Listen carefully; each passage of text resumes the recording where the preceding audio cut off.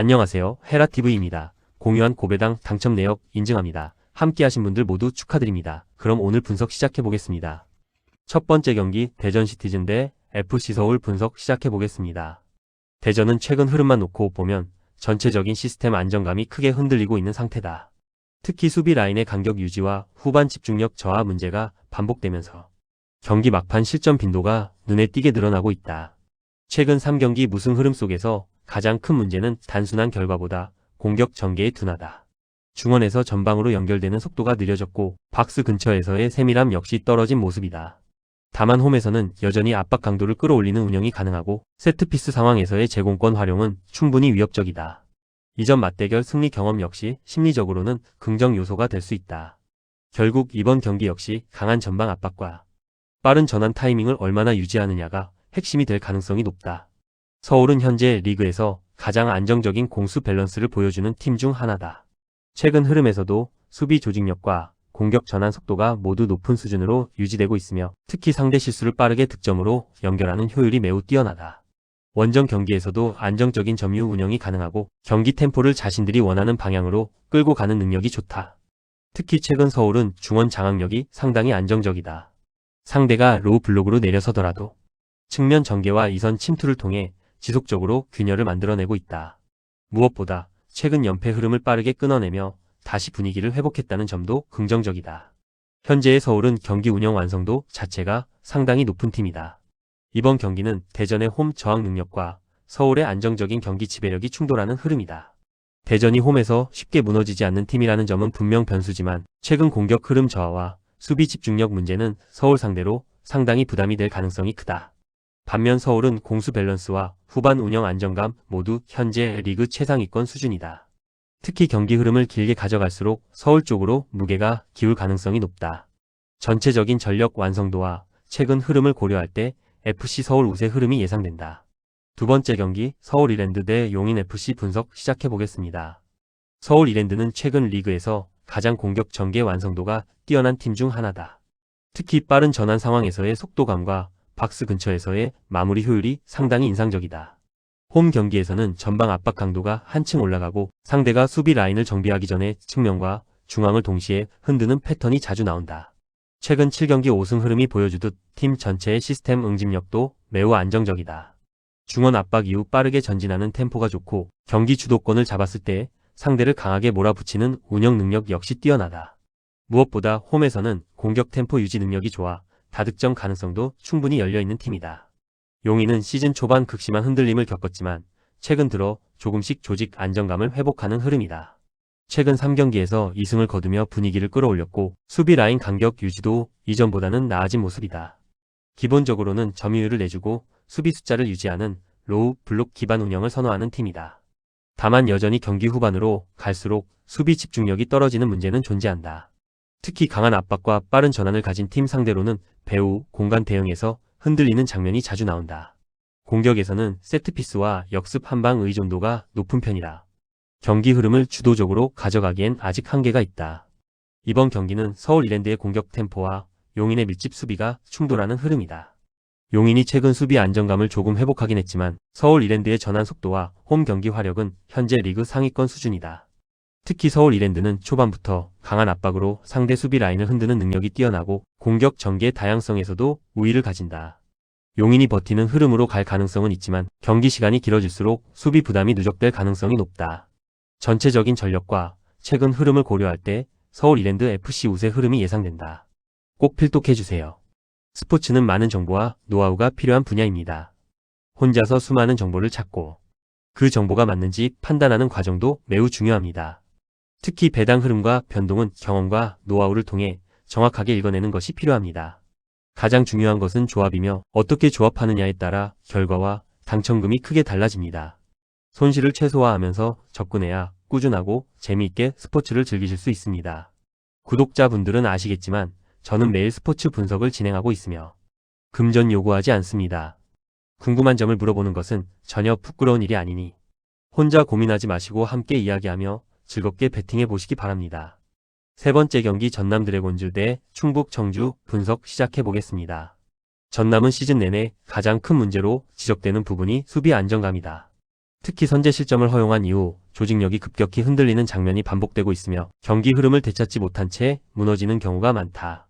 공격 역시 전체적인 전개 속도가 느리고 박스 근처에서의 세밀한 부족이 이어지면서 득점 생산력이 떨어지고 있는 상황이다. 다만 홈에서는 압박 강도를 높이며 상대 빌드업을 끊어내는 운영이 어느 정도 효과를 보이고 있다. 세트피스 상황에서 제공권 활용도 나쁘지 않은 편이고 중원에서 강하게 부딪히는 경기에서는 의외의 저항력을 보여주기도 한다. 결국 이번 경기 역시 선제 실점 여부가 경기 흐름에 상당히 큰 영향을 줄 가능성이 높다. 충북 청주는 올 시즌 가장 특징적인 팀이라고 해도 과언이 아니다. 쉽게 무너지지 않는 수비 조직력과 안정적인 간격 유지 덕분에 대부분의 경기를 팽팽하게 끌고 가고 있다. 실제로 11경기 중 9무라는 기록이 보여주듯 리스크를 최소화하는 운영 능력은 상당히 안정적이다. 하지만 공격 전개에서는 여전히 답답함이 존재한다. 전체적으로 득점 루트가 제한적이고 상대 수비를 무너뜨릴 수 있는 결정력과 창의성이 부족하다. 때문에 경기 주도권을 잡더라도 승부를 끝내지 못하는 흐름이 반복되고 있다. 이번 경기 역시 안정적인 수비를 기반으로 역습 타이밍을 노리는 운영이 예상된다. 이번 경기는 전남의 절박한 홈 승부수와 충북 청주의 극단적인 안정 운영이 맞붙는 흐름이다. 전남이 홈에서 공격적으로 나설 가능성은 있지만 최근 공격 효율과 수비 불안 요소를 고려하면 쉽게 주도권을 장악하기 어려워 보인다. 반면 충북 청주는 경기 자체를 느리게 끌고 가며 상대 실수를 기다리는 운영에 강점이 있다. 다만 이 팀 역시 공격 생산력이 높지 않기 때문에 다득점 양상으로 흐를 가능성은 낮다. 전체적인 흐름상 팽팽한 저득점 경기 가능성이 높으며 무승부 쪽에 조금 더 무게가 실리는 경기다. 네 번째 경기 인천 유나이티드 대 광주 FC 분석 시작해보겠습니다. 인천은 올 시즌 특유의 실리 축구 색깔이 꽤 선명하게 드러나는 팀이다. 수비 라인을 깊게 내린 뒤 공간을 최소화하고 볼을 탈취하면 빠르게 전방으로 연결하는 역습 완성도가 상당히 좋다. 특히 홈에서는 수비 조직력이 한층 안정되며 상대에게 많은 점유율을 내주더라도 박스 근처에서는 쉽게 공간을 허용하지 않는 모습이 자주 나온다. 최근 경기 흐름에서도 인천은 공격 숫자를 무리하게 늘리기보다는 효율적인 전개와 세트피스 집중력을 통해 승부를 보는 운영을 이어가고 있다. 중원 압박 이후 빠르게 측면으로 전환하는 패턴이 잘 살아있고 상대 수비 복귀가 느릴 경우 직선적인 침투로 결정적인 장면을 만들어내는 빈도가 높다.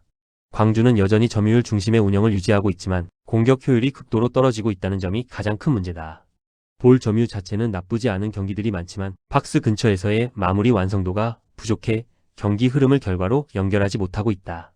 특히 원정에서는 수비 전환 속도가 느려지는 장면이 자주 발생하고 선제 실점 이후 조직 밸런스가 급격히 흔들리는 모습도 반복되고 있다. 점유율을 가져가더라도 상대 역습 한 번에 위기를 허용하는 장면이 많다는 점은 이번 경기에서도 부담 요소다.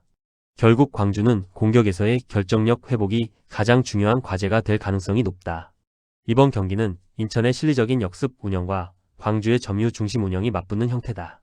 경기 자체는 광주가 볼 점유율을 가져가는 흐름이 나올 가능성이 높지만 실제 위협적인 장면은 인천 쪽에서 더 많이 나올 가능성이 크다. 특히 인천은 홈에서 수비 집중력이 상당히 안정적이고 빠른 전환 상황에서 광주의 느린 수비 복귀를 공략할 수 있는 상성을 갖고 있다. 반면 광주는 최근 공격 효율 저하가 심각한 수준이라 점유율 우세를 결과로 연결할 가능성이 높지 않아 보인다. 전체적인 흐름과 최근 경기력을 고려하면 인천 유나이티드 우세 흐름이 예상된다. 꼭 필독해주세요. 스포츠는 많은 정보와 노하우가 필요한 분야입니다. 혼자서 수많은 정보를 찾고 그 정보가 맞는지 판단하는 과정도 매우 중요합니다. 특히 배당 흐름과 변동은 경험과 노하우를 통해 정확하게 읽어내는 것이 필요합니다. 가장 중요한 것은 조합이며 어떻게 조합하느냐에 따라 결과와 당첨금이 크게 달라집니다. 손실을 최소화하면서 접근해야 꾸준하고 재미있게 스포츠를 즐기실 수 있습니다. 구독자분들은 아시겠지만 저는 매일 스포츠 분석을 진행하고 있으며 금전 요구하지 않습니다. 궁금한 점을 물어보는 것은 전혀 부끄러운 일이 아니니 혼자 고민하지 마시고 함께 이야기하며 즐겁게 배팅해 보시기 바랍니다. 다섯 번째 경기 천안시티즌 대 파주 프론티어 분석 시작해 보겠습니다. 천안은 시즌 전체 흐름만 놓고 보면 쉽게 무너지지 않는 안정감이 가장 큰 장점이다. 10경기에서 단 2패만 기록할 정도로 경기 운영 자체가 안정적이며 수비 조직력과 중원 압박 밸런스가 꽤 잘 잡혀있는 팀이다. 특히 홈에서는 짧은 패스를 기반으로 점유율을 유지하며 상대를 천천히 흔드는 운영이 자주 나온다. 최근 부산전에서 공격 마무리가 다소 답답한 모습을 보이긴 했지만 전체적인 경기 설계 능력은 여전히 준수하다. 측면 전개 이후 박스 안으로 연결하는 패턴도 꾸준히 유지되고 있고 실점을 최소화하면서 한 골 승부로 끌고 가는 흐름에 강점이 있다. 결국 이번 경기 역시 안정적인 운영을 바탕으로 후반 승부를 노릴 가능성이 높다. 파주는 신생팀답게 상당히 공격적인 색깔을 보여주고 있다. 경기 템포 자체가 빠르고 전방 압박과 빠른 전환을 통해 상대 수비를 흔드는 능력은 분명 경쟁력이 있다. 실제로 무승부가 거의 없을 정도로 경기 스타일이 과감하며 공격적으로 맞붙는 흐름을 선호한다. 다만 원정에서는 수비 안정감이 크게 흔들리는 장면이 반복되고 있다. 압박이 풀렸을 때 중원과 수비 간격이 벌어지는 문제가 있고 상대가 점유율을 안정적으로 가져갈 경우 체력 소모 이후 조직력이 급격히 무너지는 모습도 나온다. 이번 경기 역시 초반 압박이 통하지 않을 경우 상당히 어려운 흐름으로 갈 가능성이 있다. 이번 경기는 천안의 안정적인 점유 운영과 파주의 빠른 전환 축구가 맞붙는 형태다. 파주가 초반 강한 압박으로 분위기를 흔들 가능성은 있지만 경기 전체 운영 안정감에서는 천안 쪽이 조금 더 우위에 있다. 특히 천안은 홈에서 수비 집중력이 좋은 편이고 실점을 최소화하며 한 골차 승부로 끌고 가는데 강점이 있다. 반면 파주는 공격적으로 나설수록 수비 리스크가 커지는 팀이라 후반으로 갈수록 공간 노출 가능성이 높다. 전체적인 흐름상 천안시티 FC가 근소 우세 흐름을 가져갈 가능성이 높아 보인다. 6번째 경기 안산 그리너스 대 김포FC 분석 시작해보겠습니다. 안산은 시즌 내내 수비 안정감 문제를 해결하지 못하고 있다. 특히 최근 경기들에서는 수비 간격 유지가 흔들리면서 실점 장면이 반복되고 있고 경기 흐름이 한번 꼬이면 전체 조직력이 급격히 무너지는 모습도 자주 나온다. 경기당 실점 수치 자체도 높은 편이라 안정적인 승부 운영이 쉽지 않은 상황이다. 다만 홈에서는 공격 템포를 빠르게 가져가며 의외의 화력을 보여주는 경우가 있다. 측면 전환 이후 빠르게 박스 안으로 침투하는 패턴은 여전히 위협적이고 상대 수비가 흔들릴 경우 단시간에 분위기를 가져오는 힘도 갖추고 있다. 결국 이번 경기 역시 초반 공격 흐름을 얼마나 살리느냐가 중요한 포인트가 될 가능성이 높다. 김포는 올 시즌 가장 안정적인 운영을 보여주는 팀 중 하나다. 쉽게 무너지지 않는 수비 조직력과 경기 흐름 관리 능력이 뛰어나며 전체적으로 리스크를 최소화하는 축구를 잘 수행하고 있다. 실제로 패배수가 적은 이유 역시 수비 집중력과 조직 밸런스 덕분이라고 볼 수 있다. 문제는 공격이다. 최근 경기들에서 무승부가 많아진 가장 큰 이유도 마무리 부족 때문이다. 경기 내용 자체는 나쁘지 않지만 박스 근처에서 결정력이 떨어지면서 승부를 끝내지 못하는 흐름이 반복되고 있다. 다만 상대 수비가 흔들리는 팀을 상대로는 역습 효율이 상당히 좋은 편이라 이번 경기 상성은 나쁘지 않은 편이다. 이번 경기는 안산의 불안정하지만 순간 폭발력이 있는 공격과 김포의 안정적인 수비 운영이 맞붙는 형태다. 안산이 홈에서 공격적으로 나설 가능성은 높지만 현재 수비 안정감으로는 김포의 역습을 계속 버텨내기 쉽지 않아 보인다. 반면 김포는 경기 전체를 안정적으로 끌고 갈 수 있는 팀이고 안산처럼 수비 조직이 흔들리는 팀을 상대로는 효율적인 카운터를 만들어낼 가능성이 크다. 다득점 양상보다는 팽팽한 흐름 속에서 승부가 갈릴 가능성이 높으며 전체적인 시스템 안정성과 운영 완성도를 고려하면 김포FC 우세 흐름이 예상된다. 꼭 필독해주세요. 스포츠는 많은 정보와 노하우가 필요한 분야입니다. 혼자서 수많은 정보를 찾고 그 정보가 맞는지 판단하는 과정도 매우 중요합니다. 특히 배당 흐름과 변동은 경험과 노하우를 통해 정확하게 읽어내는 것이 필요합니다. 가장 중요한 것은 조합이며 어떻게 조합하느냐에 따라 결과와 당첨금이 크게 달라집니다. 손실을 최소화하면서 접근해야 꾸준하고 재미있게 스포츠를 즐기실 수 있습니다. 구독자분들은 아시겠지만 저는 매일 스포츠 분석을 진행하고 있으며 금전 요구하지 않습니다. 궁금한 점을 물어보는 것은 전혀 부끄러운 일이 아니니 혼자 고민하지 마시고 함께 이야기하며 즐겁게 배팅해 보시기 바랍니다.